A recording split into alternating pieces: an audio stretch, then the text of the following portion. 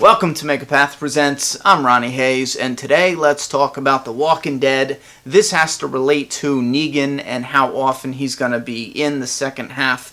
Now, this comes from an interview with Access Hollywood. Actually, we're going to talk about a couple things. In the interview, they talk about how many episodes he has filmed for Season 6, which was just the very last episode, and then how many episodes he filmed in Season 7, and he says 8. At first I was excited because I thought he meant all 8 coming up for the last half of Season 7, but when I watched it again, he's saying 8 in total, and that was a little disappointing because if we think back to him being in Episode 1, and then he was in Episode 3, Episode 4, Episode 7, Episode 8, so that means that he's only in 3 episodes coming up in the second half. 3 out of 8, which leads to speculation that we might be getting a lot more bottle episodes. Well, they're called bottle episodes, and I'm starting to really dislike that definition. And for those who don't know, basically it's lacking the majority of the main cast. Like, it takes place in either one location, or it only takes place with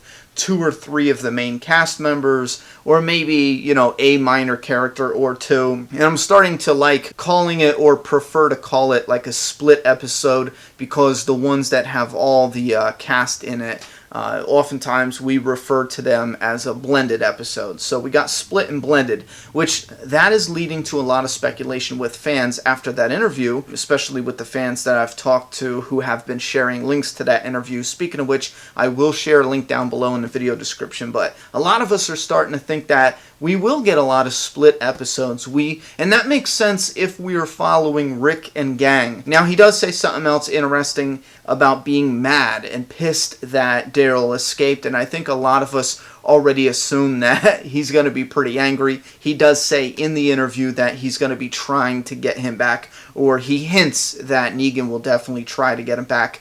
Now, he does say that they talk about the Negan character and whether it's the writing or the acting or a combination of the two that makes Negan's character a lovable bad guy. Like, you love to hate him. That has a lot to do with the charisma from Jeffrey Dean Morgan. He's very charismatic. There's a lot of fans that absolutely adore Negan. They hate what he does as a villain, you know what I mean? But they absolutely love him because of Jeffrey Dean Morgan's performance. And I can definitely see what they are so attracted to, what they're so attached to, because it's hard not to smile even when you got this evil villain. Maybe not through all the scenes, but certainly some of them.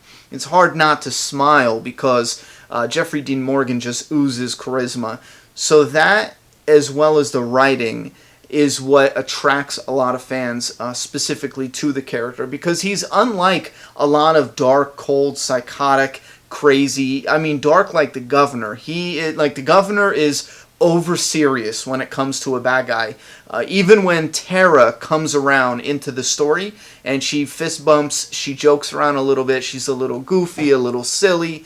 Next to the Governor, the tones are very different. Even though they made it work, the tones are extremely different. But with a character like Negan, who at times it's as if he's a child himself, like a man-child with his immaturity level, The Governor would simply bring a tank and use the tank for its purpose to attack the prison. Negan would be, as he's shooting the tank, or as his people are shooting the tank at the prison, he would be freaking out about how awesome it was, highlighting the explosions. Like, that's the type of character this Negan is, joking around the whole time. So it definitely has to do a lot with the charisma, but the character, the way he's written also, to be a very playful character. Now, when it comes to Negan getting Daryl, again, here's the thing where he says Negan's going to try to get Daryl. They don't let it slip that he does get him. They don't let it slip that he doesn't get him. But I don't see any reason to chase our tail at this time. I don't see any reason for the Negan character to actually capture Daryl. Should he go look for him? Absolutely. Should he be pissed? Maybe put some pressure on the communities. Maybe Daryl's escape is directly tied into the build-up, or it springboards us into the war. It might not be, and I know in the comic it was a impulsive decision that Rick made, and it tied into Spencer's killing. Well, that's over with. So it could be Daryl's escape. They could use that in a general sense to springboard a certain situation or a certain altercation between the characters to kickstart this war. So that leads us with the final topic of these split episodes. We do know that when we come back with episode 9, of season 7, when we come back with the mid-season premiere, I think our main focus of the story will be where we left off, because we've already seen promo images with Rick and gang at the hilltop in Gregory's office, and then afterwards we got a little clip of Rick and gang and Jesus telling them that it's about time that they met King Ezekiel and the kingdom. So we do know that Negan shouldn't be a part of this storyline right now, this specific part of the storyline. We could see him, if they blend it, finding out about this, going on a run here, unloading trucks, whatever the hell they're doing, but we most likely will be following the group to the kingdom. Now, another thing that I've not talked about yet that I just totally skimmed over was two things. One, we saw Michonne looking at some kind of open landscape with, it looked like walkers, like a walker barrier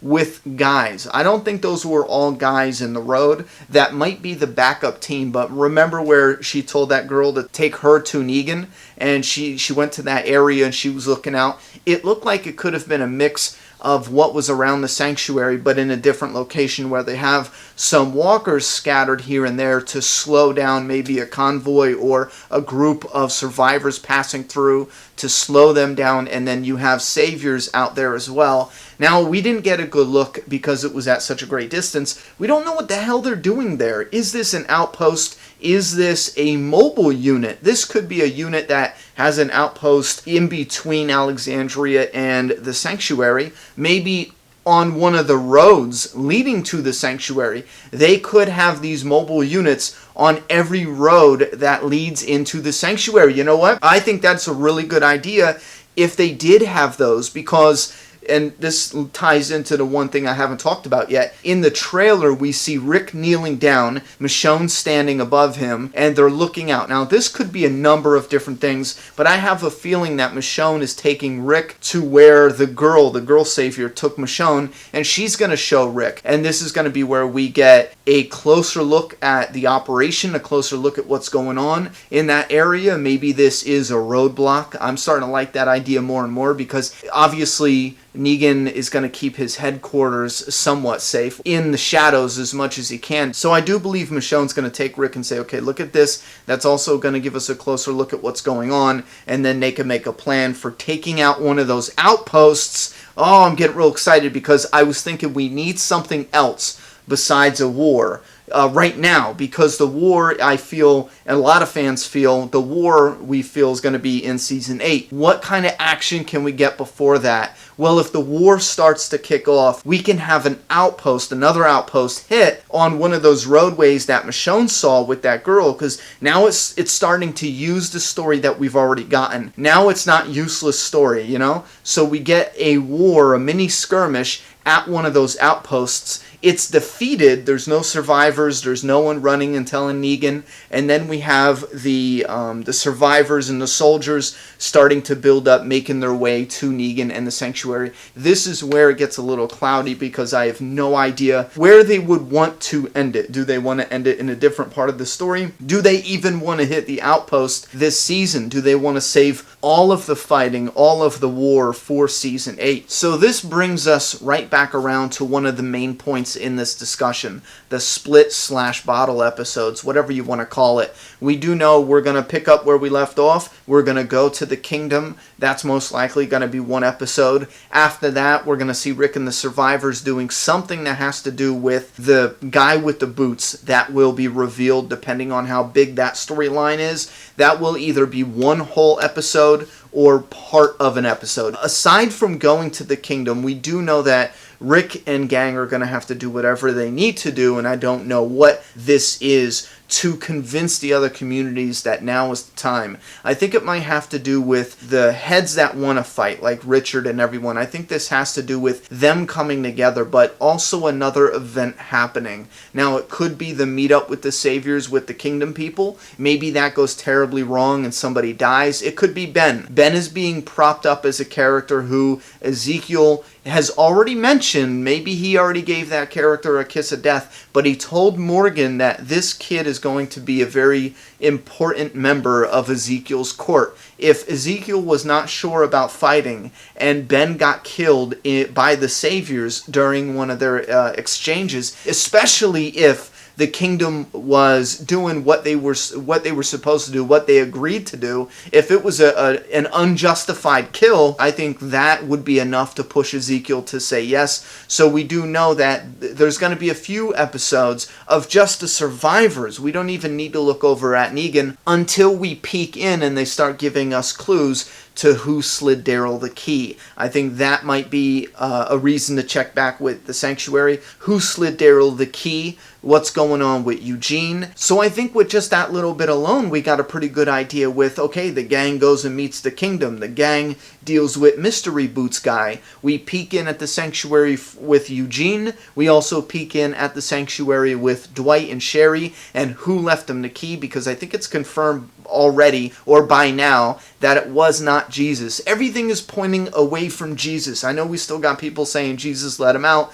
Jesus didn't even know about the key. Daryl had to tell him. Jesus wasn't inside the building. He was outside. If Jesus slid him the key, there's no reason to write the note. He could have just opened the door and said, hey, come on, let's escape together, because it's easier for two of us than one. I know we've had this conversation a couple times, but I'm saying that's a reason also to check back. And then we're going to have Negan trying to get Daryl back, so they'll be coming back to Alexandria. We already saw a hint of what looked like saviors coming back to Alexandria. Maybe Negan wants to give Rick the opportunity. He doesn't believe him, but you know what? I tell you what, I'll give you a week. You come to your senses and return Daryl, yada, yada, yada. We won't have to line anybody up. You know, given threats like that, we also need to check back in with the Hilltop, make sure that community is mentally preparing to say yes to go to war. Same thing with the kingdom. We need an event to push Ezekiel to say, okay, you know what? The time is now. We got to do something with Carol's story. We got to have some of these characters uniting again, and we're going to start seeing the foundation fall apart.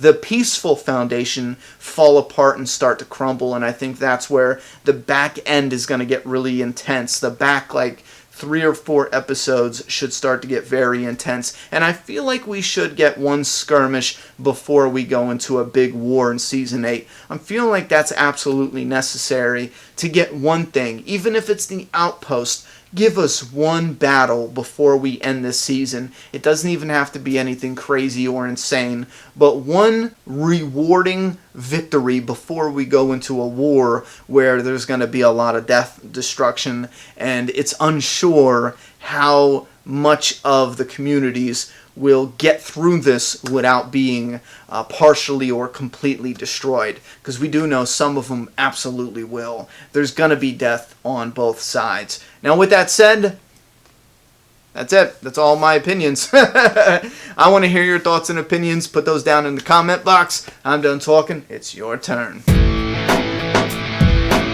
Subscribe now.